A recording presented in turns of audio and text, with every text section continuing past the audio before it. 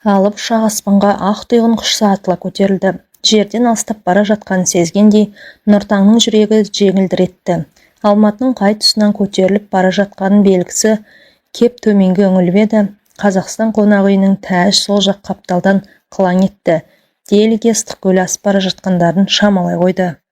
Биік тауды өзінен де биіктеу қарау Нұртаңға құпия дүниенің құлпын ашқандай әсер етті. Ғажап, қар басқан жақпар қуыстар, үлкейген зәулім жартастар, зор сүңгідей сүйір шыңдар, жып-жылтыр тайзақ құздар, көп қабат үйдің көлеміндей қасар қарлар, бәрі өңкей, үрей шақыратын, таңдандыратын дүниелердің шексіз тізбегі.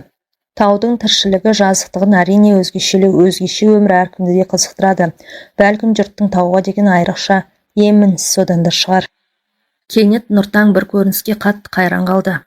Оң қапталдағы тау үсті, түйе тайлау жазықтығы қар басқан екі шошақ төбе әйелдің қос емшегінен аусайшы. Төбенің апаттығы мен торсықша түбі жұмырланып, ұшы сүйреніп келуі Әсенейдің омырауын есіне түсірді. Екі төбенің қақ ортасынан құлаған жайдақ сай кәдімгі екі емшектің арасындағы үрпік іспетті. Жыл омырауға тұмсығы жұмсақ үйкелгенде жер бетіндегі жалғыз жұмақтың есігі өзіне ғана ашылғандай емінетін. Көзін сәл жұмып еді, құшқан сәт Әсенейдің тәтті ыңырситын талманы құлағына ап-айқын естілгендей болды. Құшағының қош иісі де мұрнына келіп мазасы кетті. Сол кәйіп халді сақтай тұрғысы келіп, көзін құшырлана қайта жұмды. Әсенейдің жұмсақ алақан арқасында сырғып, ақырындап сегіз көзіне тақап қалғандай сезінді. Селк етіп көзін ашып алды. Ерсі жағдайымды сезіп қалмады бен деп, қасындағы кісіге ұрлана көз тастап еді. Тегі түк сезбейтіндей ұйқыда екен. Әсенейдің құшағы барған жұмақ көрінсе Құдайға шүкір. Ол да тәлейіне жазған тағдырдың өзіндік сыйы. Кейде ойлап қараса өмір сүру дегеннің бүкіл мәні, сәні әйелді сүюмен ғана өлшенетін сияқты. Жер бетінде өліп-өшіп жақсы көретін бір әйелдің болмаса, ондай өмірдің құны көк тиын. Әйелдің сені тілеп, құмарта құшып сүйіп жатқанын сезіп білуден артық қандай рахат бар. Қазір Нұртаңға Әсенейсіз еш тіршілік жоқ. Әлденеге қуанса да есіне дереу Әсеней түседі. Кенет бірдеңе уайымдаса тағы да Әсеней көз алдына келе қалады. 3 рет үйленіп, 3 әйелден перзент сүйген Нұртаң бүйтіп әйелге енді құмарта қоярмын деп өзі ойламаған. Әйел құтаймаған еркек екен. Әсенейдің ұзын құлақтан қалайша естімегін қайдам. Алғаш үркектей жүріп, кейін әйтеуір ол да бұған бауыр басып кетті. Оның да 3 перзенті, 2 ұлы, 1 қызы бар. Болса бұл қыздай тиген күйеуімен басы ашық ажыраспаған. Бірақ күйеуімнің бар екен, я жоқ екен, кейде өзім де кесіп айта алмаймын деп қалғаны бар. Сөзінің сыңайына қарағанда күйеуі сірә арақ жаулап алған адам, ал арақ жеңген еркек әйел қадірін біле ме, өз қадірін біле ме? Әсеней екеуі 2 жыл бұрын жазғытұрым танысты. Түске таман асықпай тамақтанайын деп жұмыстан Нұртаң ертерек шыққан. Лифтінің алдында 10 шақты адам еріліп тұрған соң баспалдақпен төмендей берген. Алдында қызыл көйлекті келіншекпен қатарласа қойылбай кетіп барады екен. Таныс жігітті қысылдырмайын деп байқамағансып қастарынан өте бергенде ассалаумағалейкум деп Қойылбайдың өзі амандасты. Екеуі бір-біріне бұрылып қол алысты. Қойылбайдың қасындағы келіншекке көз сонда түсті. Көйлегі де өзі де өрт боп алаулап тұрғандай көрінді. Өзі ерсілген кейін байқады. Адам көрмегенде оған сұқтанды. Қысылғанынан қызарып, келіншек бұрынғысынан бетер сұлулана түсті. Мұның ашқарақ көзінен қайда тығыларын, қайтып құтыларын білмей сасып, әрі ұялып, самай шашын сипап қойып еді. Құлағының үстіне қыстырып қойған бір уыс қысқа шашы сырғып, бет-аузын жауып кетті. Оны сырып қайта орнына қыстыра қоймақ еді, қобыраған шашы иіс бермеді. Шашымен алысқан аққұба келіншек айрықша нұрлы еді. Айналайын, неғып шашымен алысып кеттің? Бұрын бұл арадан көрмеген сияқтымын. Атың кім? Қай газетте істейсің? Таныстыршы өзіңді. Әйел мырс ете жаздап, езуін жылдам жия қойды. Қош жанар бір сәт қадала қалып, лып жалтарып кетті. Нұртаң өз кеудесінен бір бұлқыныс байқағандай болды. Дәме шіркін демде оянды.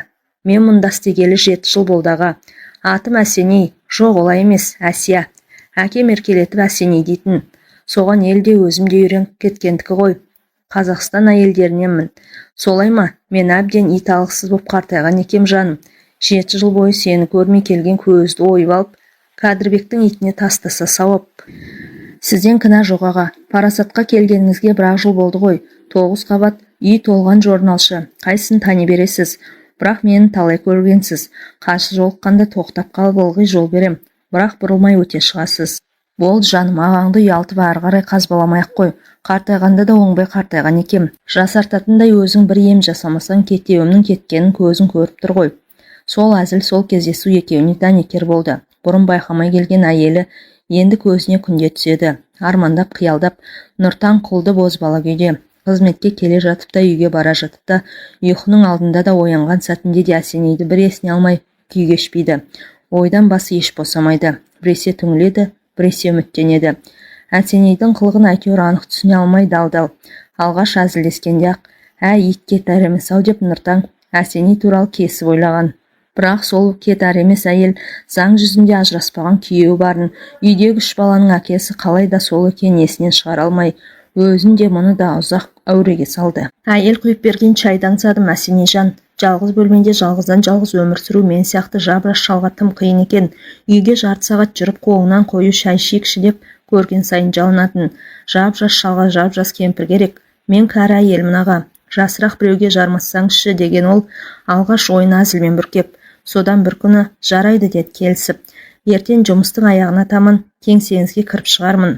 Әуелі кеңсеге келіп, содан әрі қарай үйге бармай-ақ қой деп жорамалдады. Ертесі жұмысқа айтқан уағында келді. Бір қолында бүйірі қампиған қара сөмке, екіншісінде бұлтиып бірдемелер салған жұқалтаң дорба. Менің де әйел құсап үстел басында еркекпен шүйіркелесіп отырғым келеді аға деді. Қара сөмкенің аузын айқара ашып жатып, үйге барған соң ашшы деді. Нұртан Әсенейді қолынан ұстай алып, оның жүзінде алғаш жақындап қарағанында сол, жанарында өңінде әлде бір шаршау бар. Оны ойлықтың белгісі деп қабылдады. Ойдан шаршау рухани бақыт. Ондай адамдар өзінің де, өзгенің де бағасын білуге тиіс. Қабағы мен қас айналасынан қылды-қылдай көп әжімді байқады. Жанын жаралап, көкірегін тілімдей өткен талай оқыған ізі болар. Сүйегірі бойшаң әйел аурудан жаңа оңалып келе жатқандай арық. Шаралы көзі бадырайыңқырап, дөңгелек жүзін жүдеу көрсетеді. Бояуы ерні бүлк-бүлк дірілдеп, сүйкімді қылықпен сәл жымиды. Үйдің табалдырығын аттаудан гөр кеңсеге келу сәл маған жеңілдеу көрінді аға. Алдымен қолымнан дәм татыңызшы. Содан соң Құдай күнін тауыспасын.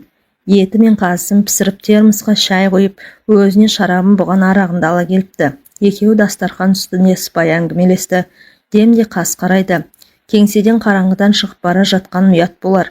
Мен енді қайтайын деді. Әсеней әкелген ыдыс аяғын жинастыра бастап. Қанша қолқаласам да үйге бармайсың ба, Әсенейжан? Жоқ, бармаймын аға. Жарайды. Өзің айтпақшы, Құдай күнін тауыспасын. Бүгін ағаңды айрықша сыйладың. Үлкен рахмет жаным. Бұдан былай сенсіз қайтып өмір сүрем. Ендігі мені қинайтын ой сол. Соған жауап тауып берсең, мен бақыттымын. Келші, мұрнының ұшынан ғана бір иіскейін. Көзін бағжаң еткізіп Әсеней бетіне бажырая қарады. Нұртан ұмтылып келіп, иығынан тартты. Жүзін төмен салып Әсеней теріс айналды. Иегінен сипап, әйелді өзіне қаратты. Еңкейіп, әй-шәй жоқ, еріне жабысты. Әлсіз ғана бір бұлқынып, Әсеней құшағынан қашпады. Кетар емес екеніне осы жолы анық көз жетті. Өстіп жазғы тұрым басталған таныстықтары күз бен қысқа жалғасты. Ақырында қоймай жүріп, Нұртан Әсенейді жаңа жыл қарсаңында үйіне де алып келді. Шақырғанға көніп, үйге келу үшін әйел сөз жоқ, бар жағдайды есепке алады. Тәуекел деп бір шешімге іштей бел буады.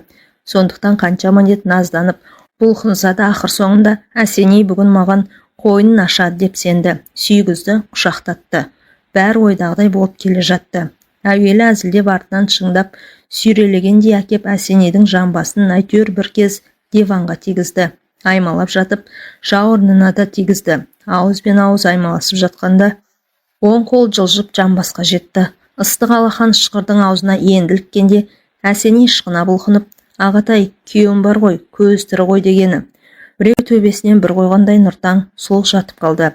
Әлдегімнің әйелін зорлап жатқандай түршікті. Бойы әп-сәтте суынып, қайта ұмтылуға зауқы болмады. Әсеней үн-түнсіз түрегеп үсті басын жөндеді. Нұртан оң мен түстің ортасында отырғанда есікті тарс жауып шығып кетті. Біраз отырған соң Әсенейге Нұртан кейіде бастады. Бұрын білмей келгендей күйеу барын дәл мұның құшағына ендікіре есіне алған несі? Қызда қылмысқаны ма, әлде бұлданғаны ма? Көңілі шаппай қиналғаны ма? Жоқ, шынын атса жерді есепке ала бермес еді. Өй бір солқылдақ жері бар ау сірә. Үлкен ятқа қалмай тұрғанда осы күйде тоқтай қойса мекен, бір сәт тоқтай алар мекем деп толқыды. Бір-екі ай көрмей қоюдан шыдаса қалған уақытын орын-орнына өзі қоятындай сияқтанды. Соған іштей бекінді де, бірақ түнмен дөңбекшіп түк ұйықтай алмайды. Қазақы адам үшін айтуға да мойындауға да ұят, бірақ аққұба әйелді қалай құшақтары, қалай аймалар бәлі елестей болып, біресе суынып, біресе сынып, әбден берекесі қашты. Ертесі Әсенейге телефон соғып, егер мен мазақ қылайын деп жүрмесең, 5 қаңтарда жұмыстан кейін үйге кел, кіре берсең қарсы алам деді төтесінен. Ойланды мекен. Әсеней әжептәуір үнсіздіктен кейін мақұл деді, еш сыр аңғармайтын момын үнмен. Әсеней 5 күні дәл кешіңкіреп келді. Таныс диванға жантая отырып жатып, үй ішіне қыдырта көз тастады. Сізге әйелдің керегі жоқ сияқты деді жымиып. Саған жолыққанша өзімде солай ойлаушы едім. Мен аға асыңқырап тұрмын, уәде берген соң ұят қой деп ұқтым. Сіз де асығыңыз дегенсің ғой. Онда кел, дәмге отырайық. Нұртаң әдейі асықпады. Бүгін бел буып келмесе, онда тегі Әсенейден бір жола күдер үзгенім дұрыс деп түйді. Асығыс екенін Әсеней қайта есіне салмады. Ас жеп, шампан іше отырып екеуі талай әңгіме айтты. Ара-тұра құшақтап әзіл арасында қысқа ғана сүйіп қойып, Нұртаң мүлде өзімсініп, емін-еркін отырды. Шай қамдап, ыдыс-аяқ жуып, осы үйдің әйелінше ас үйге кіріп шығып жүрген Әсеней Нұртанға өзгеше әдемі көрінді. Әсеней орнынан тұрып үсті-басын жөндеп, енді мен қайтайын дегенді аңғартты. Шығарып салмақшы кісідей Нұртаң да үнсіз түрегеп қасына келді. Әсенейді құшақтаған күй айрықша жақындап, бір қолмен шамды өшірді де, екінші қолмен әйелді бауырына басты. Кеш болып кетті аға. Өз үйіңде жүрген әйел ерте кеш деп өз күйеуіне айтпайтын шығар. Сіз өз күйеуім емессіз ғой. Бүгіннен бастап өз күйеуіңмін. Одан ар сөйлетпей, аузын сүюден босатпай итермелей апарып диванға қисайтты. Үйде үтік жоқ, көйлегімді шешіп таста деді. Онысының әзіл екен, не әзіл емес екенін білмей, алғашқа ақтылған түйме екеуін де басқа дүниеге ала жөнелді.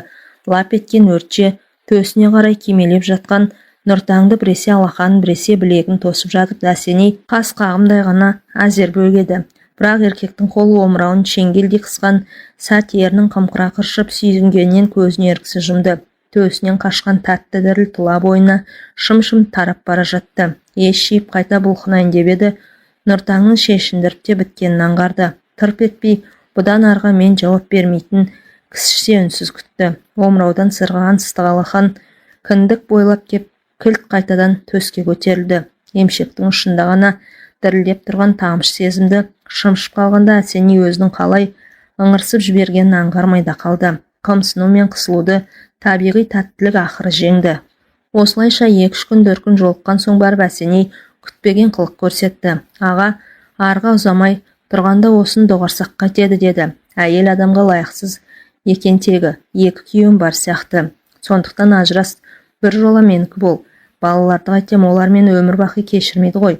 Балаларын безіп кетсе қалған өмірдің мағынасы несі өмір? Өзіне тисем-ау деген Әсенейдің ойы жоғын Нұртаң анық аңғарды. Бірақ оның күйеуінен 18 жыл отасса да, жыныстық жақындыққа әлі тәжірибесіздігін, бойы балқып ағытыла алмайтындығын білгендіктен ойына бір күдік сап ете қалды. Күйеу бәлкім соншалық салынып шетін маскүнемде болмас. Одан суынатындай басқа бір себебі де бар шығар. Махаббаттың жауы үйлену депті ғой, батыс жақтағы біреу. Ол да бір негізге сүйенген болар, кім біледі. Нұртанға Әсеней айрықша татты. Өзін оның қойында жаңа үйленген жас жұбайдай сезінеді. Ол айнымаған жас қалыңдық, еркін аймаласып, орын алмасып, аунасқанның өзін ерсіз санайды. Оны әйелдікке баулы шексіз рахат. Ақ мәрдай-мәрдай денесі сазан балықша бұлқынады. Бірақ бағынып қана басы артық қимылға бармайды. Нұртан оны жалынып жатып сөйлетеді, қолынан ұстап, алақанмен аймалатады, құшып сүйіп жатып қылығын зорға шығарады. Құдайдың берген артықшылық болар. Қаншама шалқып терлесе де, денесінің қош иісі өзгермейді. Өліп өшіп сүйе бергін келеді. Жас күнінде Әсеней өлең жазыпты. Ақын болмай қалғанмен, ақын жандылығы әлі бар. Мені бір жаман әйел деп ойлайтын шығарсыз деді. Осы күзде ғана. Неге? Күйеуім балаларым бал болса да, сіздің қойныңызда жатқаным жоқ па? Жақсы әйел өстеді деп ойлайсыз ба? Біріншіден, мен жаман деп ойлаған әйелдің қойнында жатпаймын. Екіншіден, менің құшағымнан тапқан рахат өз үйінен табылса, онда сен мұнда келмес едің деп ойлаймын. Үшіншіден, сүйіспеншілік ақылдығын жетегінде жүре бермейді. Қайта ақыл сүйіспеншілікті қорғауға тиіс. Өз қылығыңызды қорғау үшін өзіңіз шығарып алған қағида емес пе? Жоқ, халықтың ежелден келе жатқан ең көне қағидасы. Түсінбедім. Не түсінбейтіні бар? Қазақ айтпай ма? Бұл дүние жеткізбейтін арман дүние, бұрынғы бабалардан қалған дүние. Барында оралыңның ойнада күл, бізден де өте шығар жалған дүние деп. Өте шығатын дүниенің сен де бір өте шығатын қызық емессің бе? Жаман әйел атанамын деп, сен жаман еркек атанамын деп, мен өз қызығымызға өзіміз ұмтылмасақ ондай мәнсіз өмірдің керегі не? Өмір сүру деген меніңше өзіңді өзің тежеу емес, өз рахатыңды өзің жасау. Сондықтан жаным құшақта мені. Қасым ағам айтпақшы, мен кірмеген қойның қалмасын. Қалмаса қалмасын аға, тек сол Қасым ақын құсап артынан ақ ұрып жүрмекші. Үнсіз алқынып екеуі бір-біріне құмарта ұмтылысты. Сезімді ақыл құптаған осындай сәт еркек пен әйелдің ең бақытты сәті. Ондай биіктікке адамдар тек екеулеп қана жетеді. Әсеней жуынуға кеткенде Нұртан жалаңаш жүгіріп барып қаламға жармасты. Шат көңілге бір шумақ өлең оралды. Құлынына еген бие деймін, балқып жатып жаным-ау мен не дейін, тозағын дүниенің жеке тартып, жұмағын сені менен бір көрейін. Жазып бітіп үстелден енді қайта ала бергенде Әсеней кіріп келді. Ой аға деді бетін басып, келе бер деді. Нұртан көрпесінің ішіне қойып кетіп. Құдай біледі, мен туралы жаман бірдеме жаздыңыз. Сен туралы жазғаным рас. Оқимын, оқи ғой. Оқып шықтыдан үндемеді. Көрпені сыра сыртынан қасына отырды. Үнсізден киіп кеп бірінші рет ерінен өз сүйді. Мен ылғи дәл бүгінгідей жақсы көріп жүріңізші деді сыбырлай құшақтап. Бұдан да жақсы көремін әлі жаным. Қазанның аяғына таман Нұртан жарты айға сапармен Мәскеуге барып қайтты. Оралған күннің ертесіне Әсеней жұмысқа келіп жолықты. Қолында бүктеулі қағаз бар екен. Үндемей қолына ұстатты да қайрылмастан қайтып шығып кетті. Өкпелеген-ау деп қылығына қарап, қағаздың бүктеуін қобалжи ашты. Көкем деп тасын сызып, көкем деген аузынан айналдым деді шелжіреп. Сап-сау жүрген адамды ауру қылдыңыз, сізді күту маған өте ауыр тиді. Қалай қиналғанымды білсеңіз ғой. Әйелдің әлсіздігімен жылап талдым. Жаным сағындым сізді, сүйем сізді. Қоймай жүріп өзіңізге ғашық қып алдыңыз. Үнсіз күткеннен басқа менің қолымнан не келеді? Қай істеде тілекшіңіз екенімді ұмытпаңыз. Сағындым сізді. Мұндай сөзді сезім ғана тудыра алмайды, ақыл айтқызады. Бүйтіп айталған әйел мыңнан өзгеше, өңінен жаны әлдеқайда сұлу, ерекше деп ел таңданатын, өмірде сирек тұтатын бақытты еркектің қолында ғана қонатын осы Әсеней әйел. Оның тамағына бір иіскегенің әлемнің әтірінен артықтығы жұтқаның. Ондайды ғұмыр бойы жұта алмай өткен еркек қаншама. Ондай кереметтің өмірде болатынын да білмей, сондықтан өмір бақи іздейтіндер қаншама. Жақында Әсеней тағы бір қырын танытты. Желтоқсанның 16-сында Делиге ұшатын болып жатырмын деді Нұртан телефонмен. Тағы да жарты айға ма деді Әсеней жұлып алғандай жылдам. Жоқ, бір аптаға ғана. Жағдайың келсе әуежайға сенің қасынан аттанайын. Қай кезде ұшасыз? Таңғы 3-те. Қона алмаймын ғой аға. Кешкісін бірақ қасыңызда болайын. Кетер кеште қасында болды. Нұртан таксимен үйіне дейін шығарып салды. Жолың болсын деді қолын ұсынып. Соңғы кезде хат жазғыш болып кеттім. Алақанына хат ұстатты. Үйге кірген бойда Әсенейдің хатын Нұртан босағада тұрып оқыды. Өлеңнен өзге бір сөз жазбапты. Сенсіз қалай өмір сүріп келгенмін. Жүріп едің сен қайда. Адалдықтың бетін жыртып тағдырына енемін. Мен батырмын сен барда. Сандалатын өртке құлаш сермедім. Мен тұлғамын сен барда. Сенен артық ұстаз алдын көрмедім. Мен құлама сен барда. О мен балды кезек жұтып келемін. Мен мәңгілік сен барда. Сарыарқадай кеңдігіңді кеземін. Мен шексіздік сен барда. Асқар шыңға төбесінен қараған. Мен биікпін сен барда. Мұхиттың да тереңдігі түк емес. Мен тұңғиық сен барда. Сенің көзің еркелете қадалса, менен сұлу жан бар ма? Алдымызда бұлдыр ғайып құр елес. Батады тек сол жанға. Сенсіз қалай енді өмір сүремін. Жан ауыртпас жол қайда. Есіміңді тіл ұшына байланған атамадым. Әлсіз ғана әйел екем, не пайда. Мынау шынында да ғажап әйел деді. Нұртан өлеңді оқып болып, өз халін сезіммен, сүйіспеншілікке толы көңілмен жазғандық соншама өлеңнің ұйқасы бар жоғы, буынның аз көбі еленбейді. Өлең қып жазбаған, өлеңдетіп жеткізген шын сезім, сұмдық таза сезім. Өзінің сезімі бүйтіп сөзбен бейнелеуі Әсенейден төмен екенін Нұртан үнсіз мойындады. ақыл да талант та таба алмайтын тек кілең сезім ғана тапқан сөздер оныкі. Ұшақ жеңіл ғана сілкінді. Ойдан селк етіп оянған Нұртаң жалма-жан төменге үңілді. Қара түтінге оранған Делидің үстіне алып ұшақ әуежайға еңкейіп келеді екен. Түннің арасынан көк күмбек қала сағымдан көрінеді. Қыстан ұшып шыққан ұшақ жазға қонғалы келеді. Ертесі Үндістан ғалым академиясының адамдары бұларды тобымен Тәж-Махалға апарды. Әлемге әйгілі махаббат күмбезіне айшығымен де, алыптығымен де арбитатын асқақтық жоқ екен. Ой басқан аппақ күмбез бір сыр айтқысы кеп тұрғандай үнсіздігімен баурайды. Мұның көкке шыққан мәрмәр мұнаралар қайғы болып қатып қапты. Шайын деп мойнын аспанға енді созған алып аққудай ауаға сіңіп бара жатқан үлбірек сағым секілді. Бастап келген үнді жігіт күмбез тарихын қысқаша түсіндірді. Үндістанның солтүстігін жаулап алған Бабыр ұрпақтары мен моңғолдар жайында сыдырта келіп атақты Ақбер мен Жаһан Шахты айрықша атады. 4 ұл сүйгізген әйелін Жаһан жағасы қатты жақсы көріпті. Мұмтазым қасыма келгенде маған шамның керек болмай қалады дейді екен жарықтық. Әрине ғой, деді әлдекім соны естігенде күліп. Қасында сұлу әйел келгенде шамды өшіру керек қой. Аңыз боп қалған тағы бір сөзі бар екен. Жаһан Шаға айрықша батыр болған адам. Сонысына қарамай әйелі Мұмтаздың қасында өте нәзік қылықтарға барады екен. Бірде аймалап жатып, сенің тәттілігіңе той алмай-ақ өлетін шығармын депті. Қойшы депті Мұмтаз күліп. Сендей батырдың әйеліне солай деген естісе жұрт келеке қылады. Мейлі, шындықты жасырғанша келеке болғаным жақсы. Қане айта қойшы, сенің ең жақсы көретін тәттің не? Бал, содан кейін мейіз, тағы қандай, інжір. Сөйтіп барлық тәттісін санатып шыққан соң, соның бәрін жинап бір ыдысқа араластырып, адам жеп көрмеген тәтті шықпай ма? Сен менің сондай тәттімсің, деді Жаһан Шақ. Мұмтаз үндемей отырып, жоқ батырым, мен өтірік айтқан екем. Менің де ең тәттім тек сенсің деген екен. Жаһан Шақ елді атасы Ақбар салдырған Қорған қалада тұрып билепті. 20-дағы Жаһанға 1612 жыл тиіп, 19 жыл отасқаннан кейін 30-дан асып барып, 1631 жылы Мұмтаз сұлу аурудан қайтыс болады. 39-ында сүйіктісінен айырылған Жаһан Шақ Қорған қаладағы сарайынан көрініп тұратын Жамна өзенінің жағасына Мұмтазға арнап күмбез салдырады. Қытай, Иран жерінен тек аппақ мәрмәр алдырады. Күмбез 22 жылда бітеді. Жаһан Шақ 61-ге келеді. 4 ұл сүйгізген теңдесі жоқ әйеліне теңдесі жоқ ескерткіш орнатады. Бірақ бүкіл қасірет сол 4 ұлдан тарады.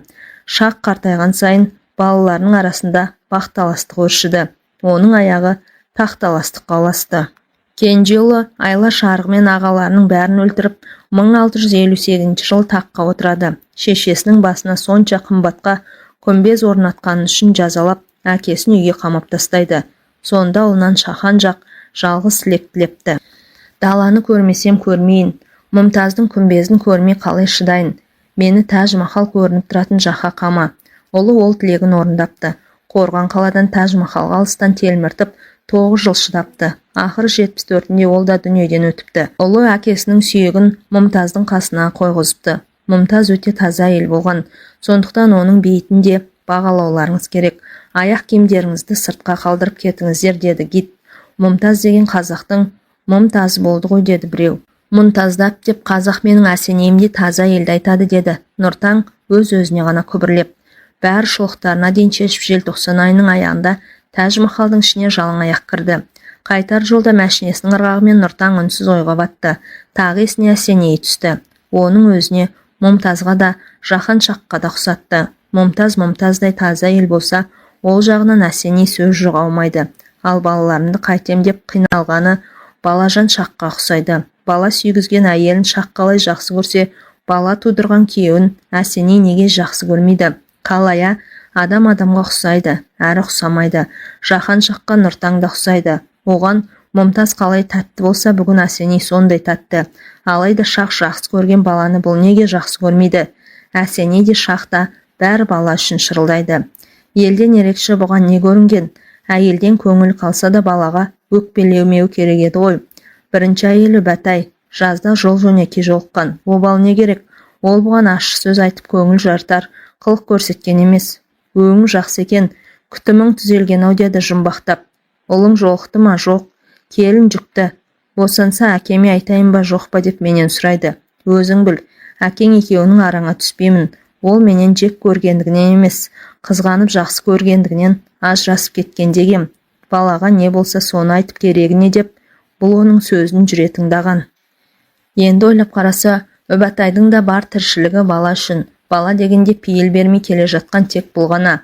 Ол іштен асқан кез, үйге ала кетейін деп жұмыстан кейін жолап Үбәтайдың кабинетіне асық кіріп барған. Ұзын бойлы мұртты жігіт еңкейіп Үбәтайды ернен сүйіп жатыр екен. Өне бойы мұздап қоя берді. Есін жиған бойда есікті тарс жауып шығып кетті.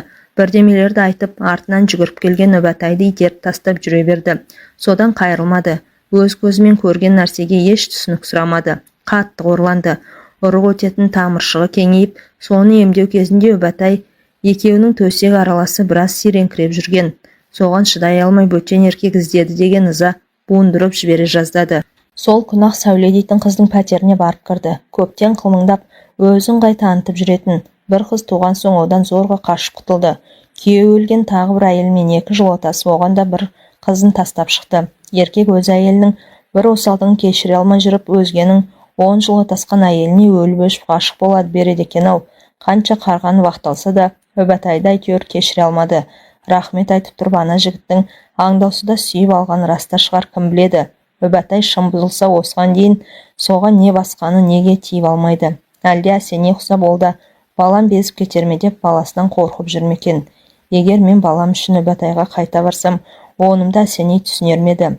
Оқыс ойдан Нұртаң орнынан түрегеп кете жаздады. Қозғалақтап барып қайта ойға шомды. Делиден шыққан алып ұшақ 23 желтоқсанның түс әлетінде Алматының әуежайына келіп қонды.